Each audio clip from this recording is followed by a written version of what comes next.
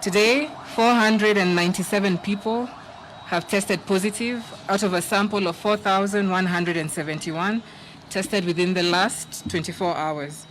This now brings our total count of cases in the country to 27,425. It pushes our cumulative tests to a little over 350,000 to 362,501 cumulative tests so far.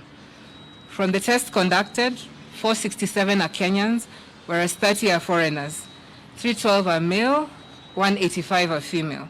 And the youngest is a 6-month-old infant, and the oldest is 80. In terms of disaggregation by the counties, as we've mentioned, Nairobi continues to lead today with 236 cases.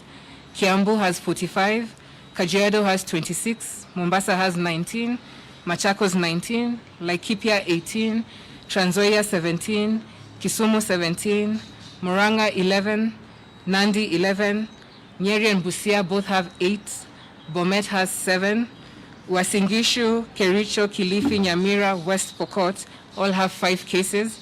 Garissa, Kirinyaga, Kisii, Lamu, Meru, Wajir all have 3 cases, whereas Nakuru, Embu, and Kakamega, Kwale, and Turkana have 2, and Marsabit and Makueni have 1 case.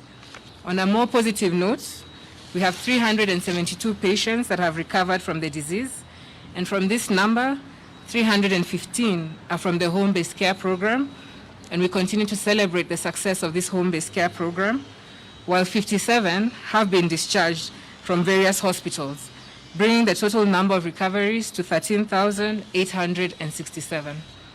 We would like to thank our healthcare workers for the good work that they continue to do in terms of helping us get good recoveries.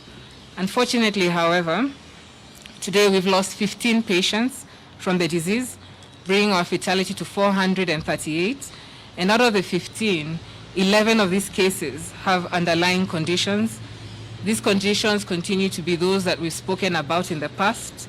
I think we have a large proportion of them today being diabetic hypertensives, and then we also have others who have other conditions such as kidney failure.